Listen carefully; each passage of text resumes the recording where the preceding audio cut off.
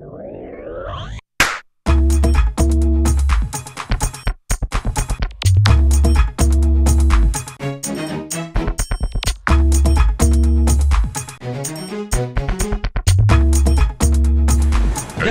à Hong Kong, un des 4 dragons asiatiques. Les buildings vertigineux se touchent pratiquement, néanmoins à 8h du matin, vous pouvez vous rendre en taxi sans encombre de l'aéroport de Longte Island dans le centre de Hong Kong, Iceland. Quand même, c'est un exploit. À Paris, je pense que de Orly à la gare du Nord, vous mettriez... je peux pas vous dire, ça vous découragerait.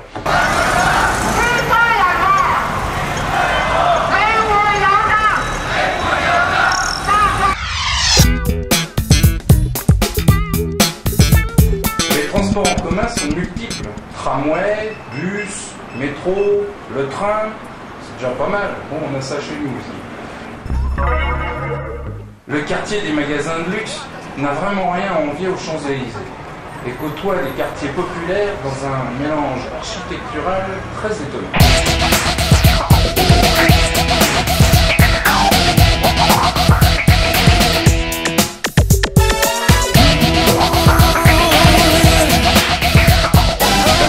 Que vous faites dans les rues à Hong Kong vous rappelle tout de suite que vous êtes en Asie. Les tours de béton se construisent avec des échafaudages en bambou. Les rez-de-chaussée sont réservés uniquement au commerce. Il y a à manger partout dans les rues, pas de problème, c'est bien l'Asie.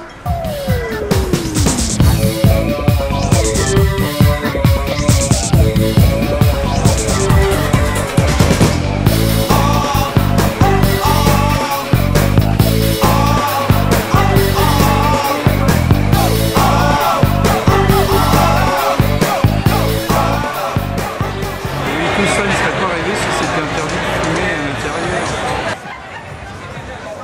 C'est entre 40 et 50 mètres de long. À l'aéroport de Hong Kong, j'ai eu l'impression d'être projeté en l'an 3000. En fait, ça doit être le décalage millénaire. Les gens sont souriants, toujours prêts à vous aider. L'électronique est omniprésente. C'est clean, c'est très bien organisé. Il y a même un métro interne dans l'aéroport. Il y a des plans 3D aussi pour circuler. C'est vraiment, enfin, ça a l'air bien le futur.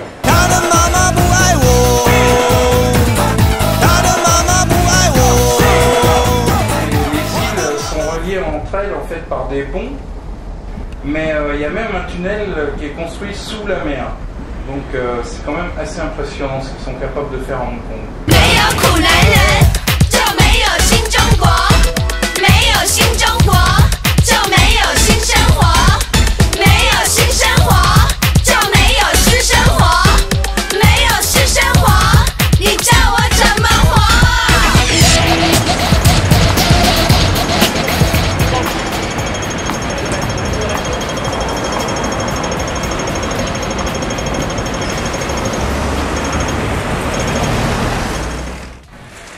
Alors, un truc, c'est que les Asiatiques sont vraiment, mais alors vraiment redoutables en commerce. Tout se négocie.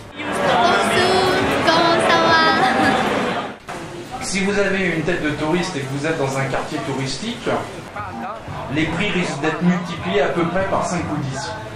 Le mieux, c'est de feindre l'étourdissement. Quand vous voyez la calculatrice, l'outil indispensable car les prix sont rarement indiqués. Il vous propose un meilleur prix, on va dire moins 20%.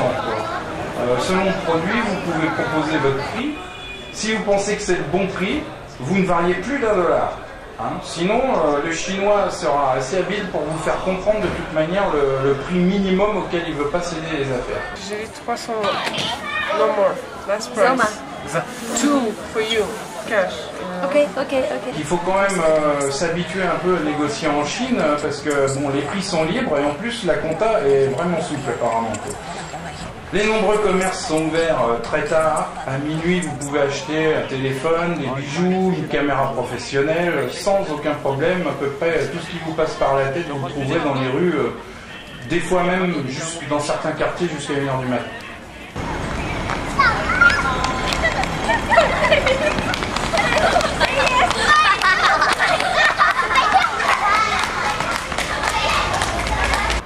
L'argent est roi.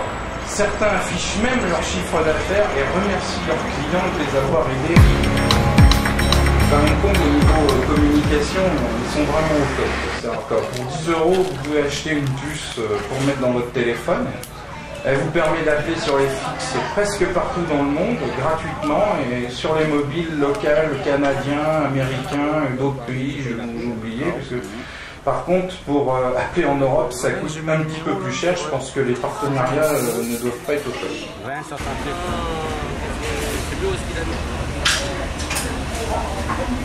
Voilà. Alors ouais, j'ai pris le métro à une heure de pointe un jour. Bon, effectivement, il y a beaucoup de monde, hein, puisque les gens vont au travail. Ils font très attention à ne pas se toucher. Et les Hongkongais communiquent très facilement quand un étranger semble un peu égaré, quoi. Par rapport à Paris, ça change carrément, quoi.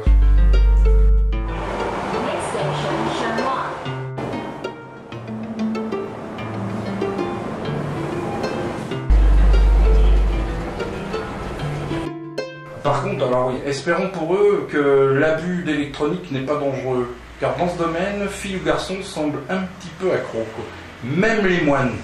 没有新生活，就没有私生活，没有私生活，你叫我怎么？